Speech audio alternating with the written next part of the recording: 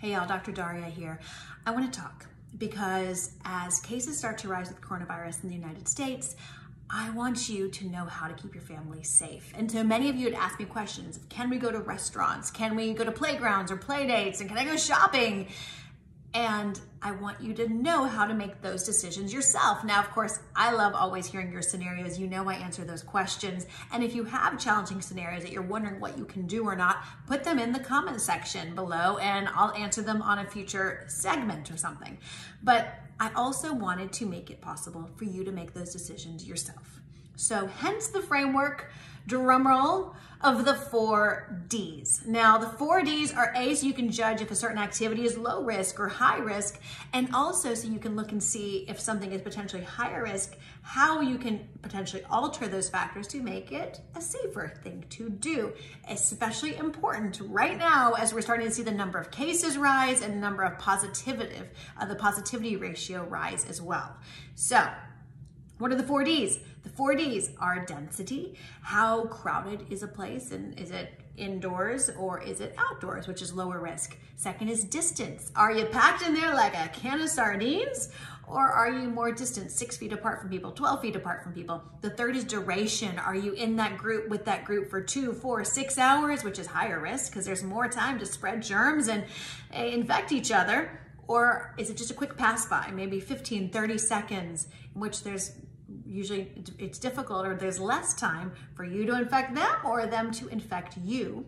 And the last D is degree of activity. So are you sitting there quietly, which is low risk, or are you singing or shouting or exercising together? This matters because now you can use those 4 Ds to start to make decisions about what's safe and what's not so safe. So let's take that scenario of wanting to go to a restaurant. Let's look at the Ds. So first is density. So one way to do that is to ask to sit outside, maybe a corner table, assuming that corner is not in a busy street corner, but you know what I mean. Trying to sit outside. Another thing a lot of restaurants are doing right now is they're operating at 50% capacity. That's great. That means it's going to be less crowded. So that's check. Second D is distance. How far apart are you from people? Of course, if the restaurant's operating at 50% capacity, that helps that as well. But then how often are you within 3 or 6 feet of other people who are not in your party? So another way to mitigate that is you can call them once you arrive and say, we're gonna wait in our car until our table is ready. And then also that way you're not like sitting in a busy or crowded waiting area. Also, when you're walking through the restaurant, anytime that you cannot control distance and you are closer to people, you want to be wearing that mask. Yes, of course, you can take off the mask when you eat. We're not barbarians, but anytime that you're in proximity with other people, definitely be wearing that mask. Now, a third thing for D is, this is for the parents listening, or anybody who likes to dine with small children, which God bless you. But I have a 3 and a 6-year-old. They do not understand distance. They do not understand personal space. So right now, I'm not taking them to restaurants because I know I would go and I'd be in madness. I'd be a nut house because I couldn't keep my children, from keeping their mouth on the table, let alone 6 feet from other people, at least my 3-year-old. My 6-year-old doesn't put her mouth on the table, but you know what I mean. So for when we go out to eat, the kids don't go out to eat right now. They're getting takeout. You may want to reserve going out to eat for adults and people who can understand personal space a little bit better. Third D is duration. So you want to make sure, now's not the time necessarily for that long drawn out 30-course meal. Just in case you were wondering, you want to keep these to an hour and a half, 2 hours tops, really hour and a half.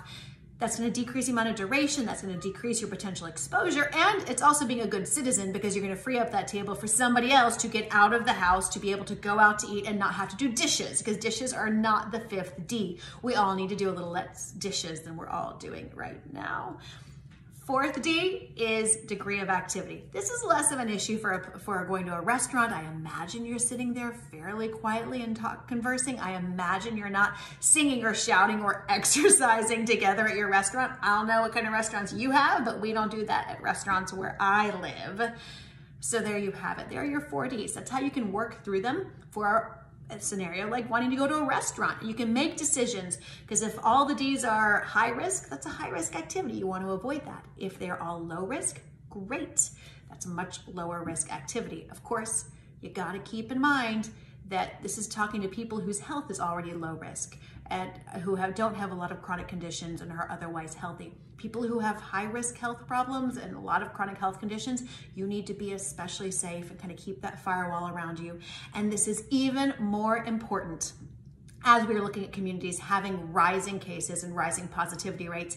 It's really important that you go only to activities that have low risk on the D scale events. You're not going to those really big crowded activities because that's just going to spread coronavirus more. And the whole point is that we want to open up society. We want to get back to whatever this new normal is. And to do that, we have to be smart.